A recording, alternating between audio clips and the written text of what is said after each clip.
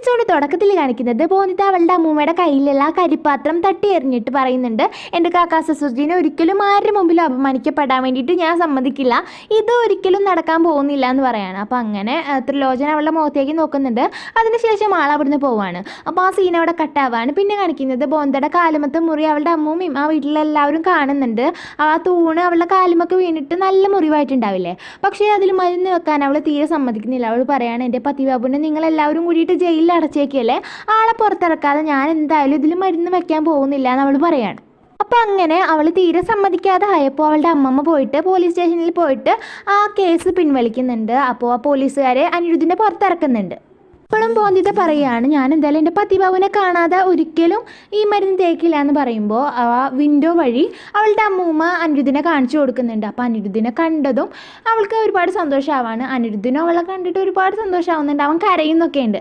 അപ്പോൾ അവൻ ചോദിക്കുന്നുണ്ട് അവളോട്, ബോന്ത നിനക്ക് സുഖമല്ലേ, നിനക്ക് കുഴപ്പമൊന്നുമില്ലല്ലോ എന്ന് പറയുമ്പോൾ എനിക്ക് കുഴപ്പമൊന്നുമില്ല എന്ന് പറയുന്നുണ്ട്. അപ്പോൾ അനിരുദ്ധാണെങ്കിൽ കരഞ്ഞുകൊണ്ടിരിക്കുകയാണ്.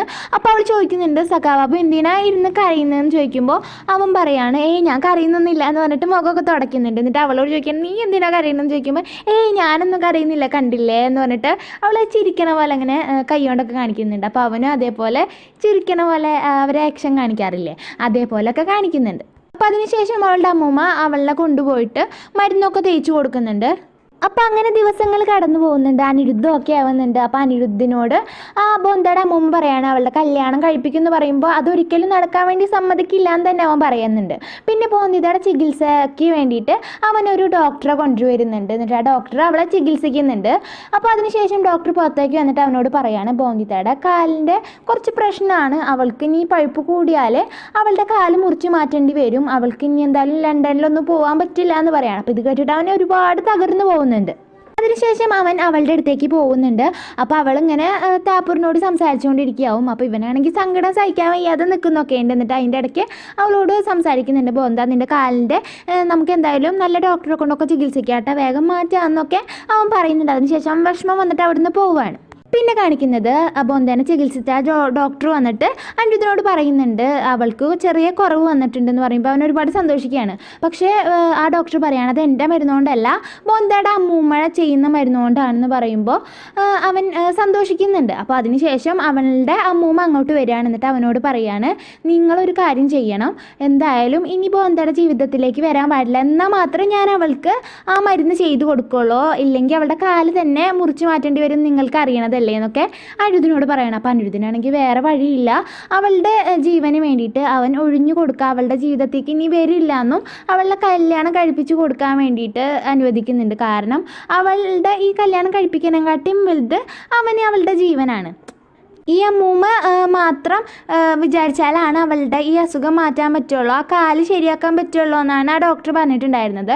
അപ്പോൾ അതുകൊണ്ടാണ് അവൻ ഇങ്ങനെയൊക്കെ ചെയ്യുന്നത്. അപ്പോൾ അങ്ങനെ അവർ എല്ലാവരും കൂടിയിട്ട് ത്രിലോചനും അവരൊക്കെ കൂടിയിട്ട് ആ വീട് ഒഴിഞ്ഞു പോകാൻ വേണ്ടിയിട്ട് തയ്യാറാവുന്നുണ്ട്.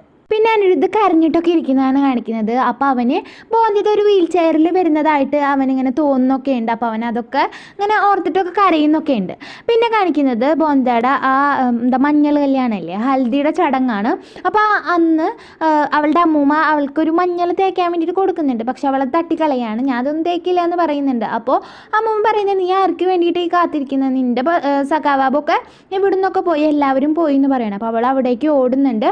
അപ്പോൾ അവൾക്ക് അവിടെ ഒരു ലെറ്റർ കിട്ടുന്നുണ്ട് അവൾക്ക് വേണ്ടിയിട്ട് അനിരുദ്ധ് എഴുതിയിട്ടുള്ളത്. അപ്പോൾ അതിൽ അവൻ എഴുതിയിട്ടുണ്ടാവുക, നിൻ്റെ കാര്യം മാത്രം നോക്കിയാൽ മതിയോ, എനിക്ക് നിൻ്റെ കാര്യം നോക്കിയിട്ട് എൻ്റെ ജീവിതം തന്നെ ഞാൻ കളഞ്ഞു, അപ്പോൾ ഇനി മുതൽ ഞാൻ എൻ്റെ കാര്യം നോക്കാൻ വേണ്ടി പോവാണ്, എനിക്ക് വേണ്ടിയിട്ടാണ് ഞാൻ ജീവിക്കാൻ പോകുന്നത്, നിൻ്റെ കാര്യം നീ എനിക്ക് നോക്കേണ്ട കാര്യമില്ല, അപ്പോൾ അതിന് വേണ്ടിയിട്ട് ഞാൻ ഇവിടുന്ന് പോവുകയാണ്, ഞാൻ നിൻ്റെ കാര്യം നോക്കാനൊന്നും വരില്ല എന്നൊക്കെ പറയാണ്. എന്നിട്ട് പറയാണ്, നീ അവർ പറയുന്ന നിൻ്റെ അമ്മൂമ്മ പറയുന്ന ആളെ തന്നെ നീ കല്യാണം കഴിച്ചു എന്ന് പറയുന്നുണ്ട് അതിൽ. എന്നിട്ട് അവൾക്ക് വേണ്ടിയിട്ട് ഒരു വിഗ്രഹം അതിൻ്റെ ഒപ്പം വെച്ചിട്ടുണ്ടാവും. അപ്പോൾ ഇതൊക്കെ വായിച്ചിട്ട് അവൾക്ക് ആകെ സങ്കടം വരികയാണ്. അവൾ കരയുന്നുണ്ട്. എന്നിട്ട് ഓടിപ്പോയിട്ട് അവിടേക്ക് വിളിക്കുന്നുണ്ട്, അവരുടെ റോയ് ചൗധരി ഫാമിലിക്ക് വിളിക്കുന്നുണ്ട്. അപ്പോൾ ത്രിലോചനാണ് എടുക്കുന്നത് ഫോൺ. അപ്പോൾ അപ്പുറത്താണെങ്കിൽ അനിരുദ്ധ് അവരുടെ തന്നെ പോന്തേടി അവൻ്റെ ഫോട്ടോ നോക്കിയിട്ട് അതിൽ നോക്കിയിട്ടൊക്കെ ഇരുന്നിട്ട് അവരുടെ കാര്യങ്ങൾ ആലോചിച്ചിട്ട് കരയുന്നുണ്ടാവും. അപ്പോൾ ത്രിലോചൻ പറയുന്നുണ്ട്, നിന്നോട് ഒരിക്കലും അനിരുദ്ധിന് സംസാരിക്കേണ്ടെന്നാണ് പറഞ്ഞേക്കണത്, അവന് നിന്നോട് സംസാരിക്കാൻ ഒരു താല്പര്യമില്ല എന്ന് പറഞ്ഞിട്ട് അവളെ ഒഴിവാക്കുകയാണ്. എന്നിട്ട് ഫോൺ വെക്കുന്നുണ്ട്. അപ്പോൾ അവൾക്ക് ഇതും കൂടി കേട്ടപ്പോൾ ആകെ വിഷമാവുന്നുണ്ട്. അപ്പോഴും അവൾക്കൊരു ചെറിയ വിശ്വാസം ഉണ്ടാവും, എൻ്റെ സഖാബ് ഒരിക്കലും എന്നെ ഒറ്റക്കാക്കിയിട്ട് പോവില്ല, എനിക്ക് വാക്ക് തന്നിട്ടുണ്ട്, ആളെന്നെ വിളിക്കാൻ വരും എന്നെ ചെയ്യുമെന്ന് അവൾ അവിടെ നിന്ന് പറയുന്നുണ്ട്.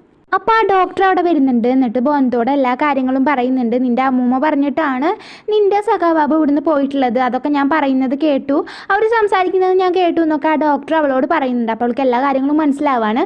പിന്നെ കാണിക്കുന്നത് അവളുടെ ആ മഞ്ഞൾ കല്യാണത്തിനുള്ള തയ്യാറെടുപ്പുകളൊക്കെ നടക്കുന്നതാണ്. അവളിനെ അവിടെ ഇരുത്തുന്നുണ്ട്. അപ്പോൾ അവൾ നല്ല രീതിക്ക് തന്നെ അവളുടെ അമ്മൂമ്മയോട് ഇതൊക്കെ ചൂടായിട്ട് സംസാരിക്കുന്നുണ്ട്. നിങ്ങളല്ലേ എൻ്റെ സഖാബാബു ഇവിടുന്ന് പോകാൻ വേണ്ടി കാരണം എന്നൊക്കെ പറഞ്ഞിട്ട് അവളെല്ലാം അറിഞ്ഞത് അമ്മൂമ്മയോട് പറയാണ്. അവൾ എന്നിട്ട് അമ്മൂമ്മയോട് പറയുന്നുണ്ട്, നിങ്ങൾ എത്ര എൻ്റെ സഖാബുവിനെ എൻ്റെ അടുത്ത് നിന്ന് അകറ്റാൻ ശ്രമിച്ചാലും അതൊരിക്കലും ആഞ്ഞു പോകാൻ വേണ്ടി പോകുന്നില്ല, ആൾ എന്നിൽ തന്നെ ഉള്ളതാണ് എന്നൊക്കെ പറയുന്നുണ്ട്. പിന്നെ അവളുടെ കൈമ ഒരു ടാറ്റു ഉള്ളതൊക്കെ അല്ലേ, അതാരും മറക്കരുത്, അവളുടെ കൈമ അനിരുദ്ധ ബോന്ത എന്നൊക്കെ പറഞ്ഞിട്ട് അവൾ അന്ന് ടാറ്റു അടിച്ചിട്ടൊക്കെ ഉണ്ട്. പിന്നെ ബോന്തിത്ത മഞ്ഞൾ തേക്കാൻ വേണ്ടിയിട്ട് സമ്മതിക്കുന്നുണ്ട്. അപ്പോൾ അവൾ തേക്കുമ്പോൾ പറയുന്നുണ്ട്, ഇത് നിങ്ങൾ പറഞ്ഞുകൊണ്ട് മാത്രമല്ല ഞാൻ തേക്കുന്നത്, എൻ്റെ സഖാബ് എന്നോട് പറഞ്ഞിട്ടുണ്ട് നിങ്ങൾ അനുസരിക്കാൻ വേണ്ടിയിട്ട്, അപ്പോൾ അതുകൊണ്ട് മാത്രമാണ് ഞാനിപ്പോൾ ഇതിന് സമ്മതിക്കുന്നതെന്ന് അവൾ പറയുന്നുണ്ട്. പിന്നെ കാണിക്കുന്നത് നമ്മുടെ അനിരുദ്ധ് ബാത്റൂമിൽ പോയിട്ട് ഈ ബാത്ത് ടബിൽ കിടന്നിട്ട് അതിൽ നിറയെ വെള്ളമൊക്കെ ഉണ്ടാവും. അപ്പോൾ ആത്മഹത്യ ചെയ്യാനൊക്കെ നോക്കുന്നുണ്ട്. അപ്പോൾ അവിടേക്ക് വാതിലൊക്കെ പൊളിച്ചിട്ടാണ് ത്രിലോചനും ബിഹാരിയൊക്കെ വന്നിട്ട് അവനെ രക്ഷിക്കുന്നത്. അപ്പോൾ അങ്ങനെ അവൻ പറയുന്നുണ്ട്, ഞാനിനി ഒരു മിനിറ്റ് പോലും എനിക്കിവിടെ നിൽക്കേണ്ട, എൻ്റെ ബോധം ഇല്ലാണ്ട് എനിക്കിവിടെ നിൽക്കാൻ പറ്റുന്നില്ല, നിങ്ങളുടെ ഒപ്പം പോലും എനിക്ക് നിൽക്കാൻ പറ്റുന്നില്ല എൻ്റെ ബോധം ഇല്ലാതെ എന്ന് പറഞ്ഞിട്ട് ഞാൻ എന്തായാലും ലണ്ടനിലേക്ക് പോവുകയാണ് തിരിച്ചെന്ന് പറഞ്ഞിട്ട് അവൻ ലണ്ടനിലേക്ക് പോകാൻ വേണ്ടി തയ്യാറെടുക്കുന്നുണ്ട്. പിന്നെ കാണിക്കുന്നത് ബോന്തയുടെ കല്യാണ ദിവസമാണ്. അപ്പോൾ അവൾ നന്നായിട്ട് ഒരുങ്ങുന്നുണ്ട്, അമ്മയുടെ അനുഗ്രഹമൊക്കെ മേടിക്കുന്നുണ്ട്, എന്നിട്ട് ആ പന്തലിലൊക്കെ പോയിട്ട് ഇരിക്കുന്നുണ്ട്. അപ്പോൾ അവളുടെ കല്യാണം കഴിക്കാനുള്ള ചെക്കനൊക്കെ അവിടെ വന്ന് നിൽക്കുന്നുണ്ട്. പിന്നെ കാണിക്കുന്നത് അനിരുദ്ധ് ലണ്ടനിലേക്ക് പോകാൻ വേണ്ടിയിട്ട് തയ്യാറെടുക്കുന്നുണ്ട്, വണ്ടിയിൽ പോകുന്നുണ്ട്. അപ്പോൾ പോകുന്ന വഴിക്ക് അവൻ്റെ വണ്ടി കേടാവുകയാണ്. അപ്പോൾ അവൻ നടക്കുന്നുണ്ട് സ്റ്റേഷനിലേക്ക്. അപ്പോൾ നടക്കുന്ന വഴിയിൽ അവന് ഓരോന്നൊക്കെ തോന്നുകയാണ്. ഓരോ കുട്ടികൾ ദൈവത്തിൻ്റെ രൂപത്തിൽ വന്നിട്ട്, അതായത് ദേവിയുടെ രൂപത്തിൽ വന്നിട്ട് അവനോട് പറയുന്നുണ്ട്, നീ ആ കുട്ടീനെ പാതി വഴിയിൽ ഉപേക്ഷിച്ചില്ലേ, നീയല്ലേ വാക്ക് കൊടുത്തത് അവളുടെ ജീവിതകാലം മുഴുവൻ നോക്കാമെന്ന്, അല്ല നീ ഒരു ബാരിസ്റ്റർ ആക്കാമെന്ന് നീ വാക്ക് കൊടുത്തിട്ടുണ്ടായിരുന്നില്ലേ, അതൊക്കെ നീ തെറ്റിച്ചില്ലേ എന്നൊക്കെ പറഞ്ഞിട്ട് അവനെ നന്നായിട്ട് കുറ്റപ്പെടുത്തുന്നുണ്ട്. അപ്പോൾ അവൻ ശരിക്കും ഒരു ഭ്രാന്തൻ്റെ പോലെയൊക്കെ പെരുമാറുന്നുണ്ട്. അപ്പോൾ ആ സമയത്താണ് ഒരു സ്ത്രീ വന്നിട്ട് ഒരു ലെറ്റർ കൊടുക്കുന്നത്. അത് ബോധിത എഴുതിയിട്ടുള്ളതാവും അവന്. അപ്പോൾ അതിൽ അവൾ എഴുതിയിട്ടുണ്ടാവും, എന്തായാലും വരുമെന്ന് വിശ്വസിക്കുന്നു പത്തിബാബു, ഞാൻ എന്തായാലും കാത്തിരിക്കും എന്നൊക്കെ പറഞ്ഞിട്ടാവും അതിൽ എഴുതിയിട്ടുണ്ടാവുക. അപ്പം അങ്ങനെ അവന് ആകെ മൈൻഡ് മാറാണ്. അവളെ രക്ഷിക്കാൻ പോവാമെന്നും അവളെ വിളിക്കാൻ പോവാമെന്നും അവന് മൈൻഡ് ആവുന്നുണ്ട്. അപ്പം അങ്ങനെ അവൻ ആ കല്യാണ വീട്ടിലേക്ക് പോകുന്നുണ്ട്. ഒരു പുലിക്കളി കളിക്കുന്ന ഒരാളുടെ രൂപത്തിലാണ് പോകുന്നത്, മുഖം മൂടിയൊക്കെ വെച്ചിട്ട്. അപ്പോൾ ബോന്തയുടെ അമ്മൂമ്മയാണെങ്കിൽ ബോന്തയുടെ അച്ഛൻ്റെ സഹോദരനോട് പറഞ്ഞിട്ടുണ്ടാവും, നീ എന്തായാലും ഇവിടെ വരുന്ന ആൾക്കാരനൊക്കെ നോക്കണം, അതിൽ അനിരുദ്ധുണ്ടോ എന്ന് നോക്കണം, മുഖം മൂടി വെച്ച ആൾക്കാരൊക്കെ നോക്കണം എന്ന് പറയാണ്. അപ്പം അങ്ങനെ ആൾ നോക്കാമെന്നും പറയുന്നുണ്ട്. അപ്പോൾ ഈ പുലിക്കളി കളിക്കുന്ന ആൾക്കാരുടെ മുഖംമൂടിയൊക്കെ അയച്ചു നോക്കുമ്പോൾ അനിരുദ്ധിനെ കാണുകയാണ്. പക്ഷേ ആ ബോന്തിത്ത് അവിടേക്ക് വന്നിട്ട് പറയാണ്, ഒരിക്കലും ഇതൊന്നും അമ്മൂമ്മയോട് പറയരുത്, എനിക്ക് പഠിക്കാനാണ് ഇഷ്ടം, ഈ കല്യാണം കഴിക്കാനൊന്നും എനിക്ക് തീരെ ഇഷ്ടമല്ല എന്ന് പറയുന്നുണ്ട്. അപ്പം അങ്ങനെ ആൾക്ക് പാവം തോന്നിയിട്ട് ആൾ അതൊന്നും അമ്മൂമ്മയോട് പറയുന്നില്ല ബോന്തയുടെ. അപ്പോൾ ഈ സമയം കൊണ്ട് അനിരുദ്ധ് ബോന്തേനെ കൊണ്ടുപോയിട്ട് ഒരു ഡ്രം പോലത്തെ സംഭവമുണ്ട്, ഈ ചെണ്ടൊക്കെ പോലത്തല്ലേ, ആ സംഭവത്തിൽ അതിൻ്റെ മൂടി അയച്ചിട്ട് അവളെ അതിൻ്റെ ഉള്ളിലാക്കിയിട്ട് ഇങ്ങനെ പൊക്കിയിട്ട് കൊണ്ടുപോവാണ്. എന്നിട്ട് അവൾ കാറിൽ കയറ്റുന്നുണ്ട്. അവർ രണ്ടുപേരും കൂടിയിട്ട് കാറിൽ റെയിൽവേ സ്റ്റേഷനിലേക്ക് പോയിക്കൊണ്ടിരിക്കുകയാണ്. എന്നിട്ട് അവൻ ബോന്തോട് പറയുന്നുണ്ട്, ബോന്ത നീ ന്യൂ ഇയറിന് പറക്കാൻ പോവാണ്, നീ ഒരു ബാരിസ്റ്റർ ആവാൻ പോവാണ്, ഇനി നമ്മൾ നമ്മുടെ ലക്ഷ്യത്തിലേക്ക് പോയിക്കൊണ്ടിരിക്കുകയാണെന്ന് അവൻ പറയുന്നുണ്ട്. അപ്പോൾ രണ്ടുപേരും ചിരിക്കുന്നുണ്ട്. പിന്നെ ബോന്തിത്ത അവനോട് കൈ നീട്ടിയിട്ട് പറയാണ്, ഇനിയിപ്പോൾ എന്ത് പ്രശ്നങ്ങളും എന്ത് ബുദ്ധിമുട്ടുകളും നിങ്ങളുടെ ജീവിതത്തിൽ വന്നോട്ടെ, പക്ഷേ നിങ്ങൾ എന്നെ ഒരിക്കലും നിങ്ങളുടെ ജീവിതത്തിൽ നിന്ന് അകറ്റി നിർത്താൻ പാടില്ല, എന്നെ ഒരിക്കലും വേർപിരിച്ച് നിർത്താൻ പാടില്ല എന്ന് പറയാണ്. എന്നിട്ട് സത്യം ഇടാൻ വേണ്ടിയിട്ട് അവന് കൈ നീട്ടുന്നുണ്ട്. അപ്പോൾ അവനിങ്ങനെ സത്യം ഇടാൻ നിൽക്കുമ്പോഴേക്കും അവന് ആ സ്റ്റേഷനിലെത്തിയെന്ന് പറയാണ്. അപ്പം അങ്ങനെ അവിടേക്ക് നോക്കുന്നുണ്ട്. അപ്പം സത്യം ഇടുന്നൊന്നുമില്ല കേട്ടോ. അപ്പം അങ്ങനെ രണ്ടുപേരും ഇങ്ങനെ സ്റ്റേഷനിലേക്ക് കയറാൻ നിൽക്കുന്ന ആ സമയത്തായിരിക്കും ബോന്തയുടെ അമ്മ ഒരു തോക്കൊക്കെ പിടിച്ചിട്ട് അവിടേക്ക് വന്നിട്ട് അവരെ ചൂണ്ടിയിട്ട് ഇങ്ങനെ നിൽക്കുന്നത്.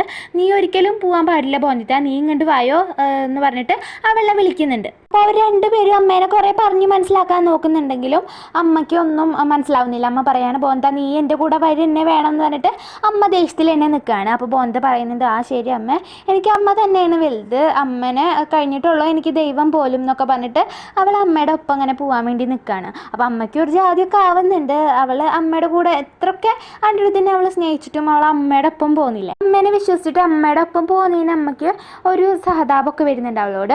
പിന്നെ കാണിക്കുന്നത് ആ അമ്മൂമ്മേനെയാണ് ബോന്തയുടെ. അപ്പോൾ അവിടെ ആണെങ്കിൽ പ്രശ്നങ്ങൾ നടന്നുകൊണ്ടിരിക്കുകയാണ്. പെണ്ണ് ഒളിച്ചോടിപ്പോയി എന്നുള്ള രീതിയിൽ സംസാരങ്ങൾ ഉയരുന്നുണ്ട്. പക്ഷേ ആ കല്യാണം കഴിക്കാമെന്ന് ചെക്കൻ പറയുന്നത് എനിക്ക് എന്തായാലും ബോന്തേനെ തന്നെ കല്യാണം കഴിച്ചാൽ മതി എന്നാണ്. ഇനിയിപ്പോൾ അതിന് വേണ്ടി 100 വർഷം ഞാൻ കാത്തിരിക്കേണ്ടി വന്നാലും എനിക്കതൊരു കുഴപ്പമില്ല. എനിക്ക് വേറെ പെണ്ണിനൊന്നും കല്യാണം കഴിക്കണം, എനിക്ക് എൻ്റെ ബോന്തേനെ മാത്രം കല്യാണം കഴിച്ചാൽ മതി എന്ന് തന്നെ അയാൾ അവിടെ നിന്ന് പറയാണ്. അപ്പം അങ്ങനെ ബോന്തയുടെ അമ്മയും ബോന്തയും കൂടിയിട്ട് പോരാൻ നിൽക്കുന്ന ആ സമയത്തായിരിക്കും ബോന്തയുടെ അമ്മൂമ്മ അങ്ങോട്ട് വരുന്നത്. എന്നിട്ട് പറയുന്നുണ്ട് ബോന്തയുടെ അമ്മോട്, നീ എന്തായാലും ഇവിടെ വന്നാൽ നന്നായി, നീ ഞങ്ങളുടെ കുടുംബത്തിൻ്റെ മാനം രക്ഷിച്ചു എന്നൊക്കെ പറയുന്നുണ്ട്. അപ്പോൾ അമ്മയ്ക്കാണെങ്കിൽ ഒരു ജാതിയാവുന്നുണ്ട്. പിന്നെ അമ്മൂമ്മ പറയാണ്, കണ്ടില്ലേ ഇവളെ ഇനിയുണ്ടല്ലോ ഒരു പശുവിനെ പോലെ കെട്ടിയിടണം എന്നൊക്കെ പറഞ്ഞിട്ട് അവളിനെ ഒരു തരം താഴ്ത്തിയിട്ട് സംസാരിക്കുകയാണ്. ബോന്തേനെ ഇനിയൊരു എന്താ പറയുക അടിമയുടെ പോലെ ജീവിപ്പിക്കണം എന്നൊക്കെയാണ് പറയുന്നത്. അപ്പോൾ ബോന്തയുടെ അമ്മയ്ക്ക് ആകെ എന്തൊക്കെയോ ഒരു ജാതി ആവുന്നുണ്ട്. എന്നിട്ട് പെട്ടെന്ന് തന്നെ ആ അനിരുദ്ധിന് നേർക്ക് ചൂണ്ടിയിരുന്ന ആ തോക്കില്ലേ അത് നേരെ അമ്മൂമ്മയുടെ നേർക്ക് ചൂണ്ടുകയാണ്. എന്നിട്ട് പറയാണ്, ബോന്തിത്ത നീ ഇവിടുന്ന് ഓടിക്കോ, നീ അനിരുദ്ധിൻ്റെ ഒപ്പം പോയിക്കോ എന്ന് പറയാണ്. അപ്പോൾ ബോന്താകെ ഞെട്ടിയിട്ട് നിൽക്കുന്നുണ്ട്. എന്നിട്ട് ബോന്തയുടെ വേഗം പോകാൻ വേണ്ടി പറയാണ്. അപ്പോൾ ബോന്തിത്ത അനിരുദ്ധിൻ്റെ അടുത്തേക്ക് ഓടുന്നുണ്ട്. അപ്പോൾ നീ എന്താ കാണിക്കുന്നതെന്ന് ബോന്തയുടെ അമ്മൂമ്മ ബോന്തയുടെ അമ്മോട് ചോദിക്കുന്നുണ്ട്. ബോന്തയുടെ അമ്മ പറയുന്നുണ്ട്, എൻ്റെ മോള് എന്നെയാണ് തിരഞ്ഞെടുത്തത്, അപ്പോൾ അതുകൊണ്ട് തന്നെ എൻ്റെ മോളുടെ ജീവിതം ഞാൻ നോക്കണ്ടേ, അവളുടെ ഇഷ്ടം ഞാൻ നോക്കണ്ടേ, അവൾക്ക് പഠിക്കാനാണ് ഇഷ്ടം, അവൾ അങ്ങനെ പൊക്കോട്ടെ എന്ന് പറയാണ്. അപ്പം അങ്ങനെ അനിരുദ്ധും ബോന്തി സ്റ്റേഷനിലേക്ക് കയറി പോകുന്നുണ്ട്. എന്നിട്ട് സന്തോഷത്തോടു കൂടി തന്നെ ട്രെയിനിലേക്ക് അവർ കയറുന്നുണ്ട്. അപ്പോൾ ടൈറ്റിൽ സോങ് ആയിട്ടുള്ള റിഷ്ത തേരാ മേരാ എന്നുള്ള സോങ് അവിടെ പ്ലേ ആവുന്നുണ്ട്. അപ്പോൾ ഇവിടെ വെച്ചിട്ടാണ് ഈ എപ്പിസോഡ് അവസാനിക്കുന്നത്. പിന്നെ ഈ വീഡിയോ എത്രത്തോളം നന്നായി എന്നൊന്നും അറിയില്ല, പെട്ടെന്ന് ഇട്ടതാണ്, പിന്നെ കുറച്ച് ലെങ്ത്ത് കുറവാണ്. അപ്പോൾ നാളെ എന്തായാലും ഒരു വീഡിയോ ഞാൻ ഇടുന്നതാണ്. ഇനിയുള്ള എപ്പിസോഡ്സ് ആരും മിസ്സാക്കരുത്, അത്രയ്ക്കും ഇൻട്രസ്റ്റിംഗ് ആയിട്ടുള്ള എപ്പിസോഡ്സാണ് വരാൻ പോകുന്നത്. വേറൊരു ട്രാക്ക് തന്നെയാണ് ഇനി വരാൻ പോകുന്നത്. അപ്പോൾ എല്ലാവരും കമൻറ്റ് ചെയ്തിട്ട് അഭിപ്രായം അറിയിക്കുക. ഇഷ്ടപ്പെട്ടെങ്കിൽ ലൈക്ക് ചെയ്യുക. തുടർന്നുള്ള എപ്പിസോഡ്സ് ലഭിക്കാനായിട്ട് ചാനൽ ഒന്ന് സബ്സ്ക്രൈബ് ചെയ്യുക. അപ്പോൾ അടുത്ത വീഡിയോ ആയിട്ട് വീണ്ടും കാണാം.